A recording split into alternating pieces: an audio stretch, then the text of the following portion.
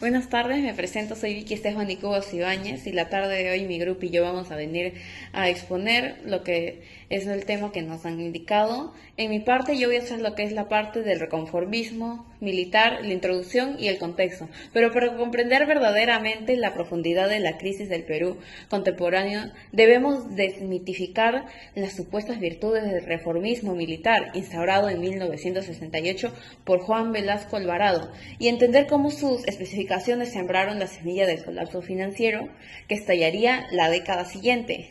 Nuestra postura grupal es firme y categórica al señalar que la reforma agraria de 1969 no fue beneficiosa para el país, pues lejos de consolidar una soberanía real, destruyó la escala productiva del campo, marginó a los trabajadores rurales temporales y ató al Perú a una pesada cadena de endeudamiento externo que hipotecó el futuro de todos los peruanos. Bajo una retórica nacionalista, el régimen procedió a expropiar masivamente los latifundios agrarios, pagando con bonos que la inflación devoró de inmediato y forzó la creación de unas cooperativas ineficientes que fueron administradas por generales militares que carecían por completo de la preparación técnica indispensable para conducir la economía en ese tiempo.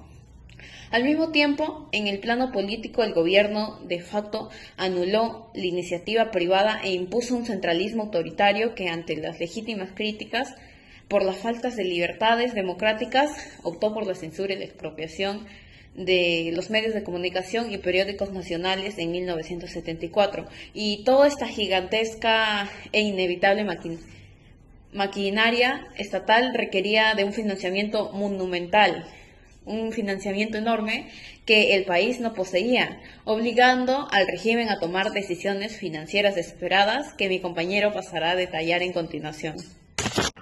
Buenas tardes, profesor. El que le habla es Alexandre Ruiz Silva. Le voy a comentar acerca de el inicio de la deuda y la continuación del petróleo. Es fundamental comprender que toda esta estructura estatal requería un financiamiento extraordinario en el Perú, ya que en el Perú no poseía internamente. La respuesta del régimen fue de una manera acelerada. Durante la primera mitad de la década de 1970, ellos apostaron toda la exportación en materia prima que sostenía el modelo a largo plazo. Sin embargo, este cálculo resultó erróneo, ya que en la crisis mundial del petróleo en 1973 alteró profundamente las condiciones financieras, elevando las tasas de interés a niveles insostenibles para la economía peruana, en esa época teníamos ya la deuda, y la deuda externa, que ya era considerable, se tornó completamente impagable. Era una deuda que ya no sostenía con lo que el Perú podía ofrecer. A esto le sumó la implementación de rígidos controles de precios de alimento, combustible, que distorsionaron el mercado interno, agravaron la escasez y paralizaron el crecimiento económico. Pararon todo, pararon la exportación de alimentos, de combustible, subían los precios, obviamente la gente no podía comprar, y esto, las divisas comenzaron a escasearse. El descontento social se observó entre el año 76 y el 78 en sucesivas huelgas generales que evitaron el agotamiento del modelo. Este escenario de quiebre fiscal e inestabilidad hizo insostenible la continuación del régimen velasquista, abriendo paso al relevo político que mi compañero desarrollará a continuación. La transición militar de Morales Bermúdez. Justamente en medio de ese colapso financiero se produce el relevo en el poder de 1975, con el ascenso del general Francisco Morales Bermúdez, quien asumió la conducción de un país con las áreas fiscales totalmente vacías y una inflación galopante que ya no se podía ocultar. Esta segunda fase del gobierno militar se vio obligada a aplicar severas medidas de austeridad económica y a replegar las reformas más radicales del periodo anterior, desactivando los conflictos internacionales y buscando una salida ordenada mediante el retorno a la legalidad. El régimen militar entendió que su modelo corporativo había fracasado y que la única vía para evitar un estallido social mayor era canalizar las demandas a través de una transición hacia la democracia formal, lo que llevó a la convocatoria de la Asamblea Constituyente de 1978, presidida por Víctor Raúl Haya de la Torre, y a la promulgación de la Constitución de 1979.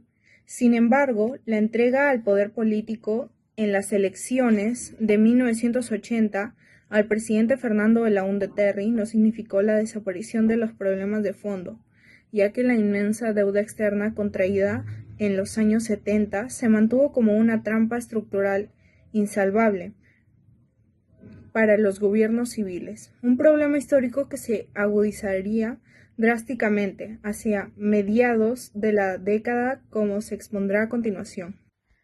Yo voy a hablar sobre el impacto en el gobierno de Alan García. Vinculando este proceso con los años posteriores, vemos cómo esta pasada herencia de endeudamiento y distorsión económica dejó el terreno completamente abonado para que en 1985 asumiera la presidencia Alan García Pérez.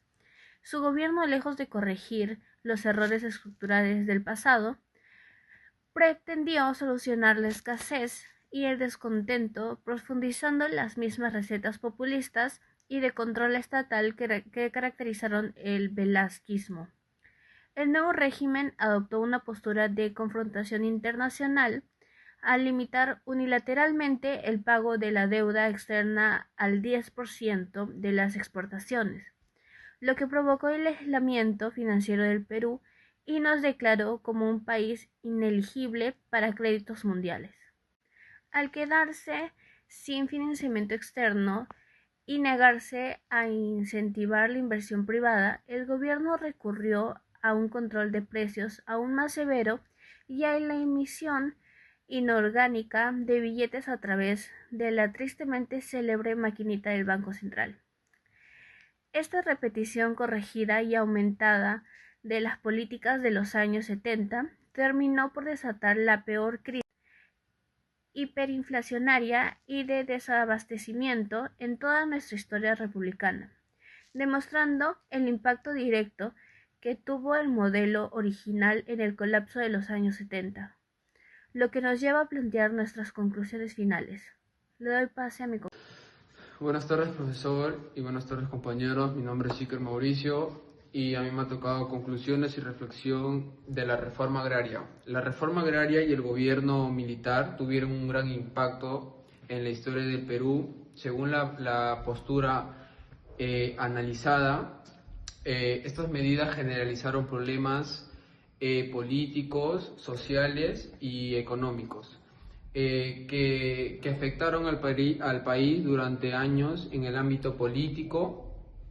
Debilitaron las instituciones y concentraron el poder del Estado. En lo social provocaron conflictos, inestabilidad. En lo económico aumentaron el endeudamiento externo, como es en el caso con Estados Unidos, y redujeron la eficiencia productiva. Además, las dificultades económicas acumuladas contribuyeron a la crisis y a la hiperinflación en el Perú en la década de 1980. Por ello, una de las principales lecciones que deja este periodo, y para concluir, la experiencia de la reforma agraria y el reformismo militar demuestra que las decisiones políticas y económicas pueden influir en el futuro de un país durante décadas, por lo que deben aplicarse con responsabilidad y visión a largo plazo.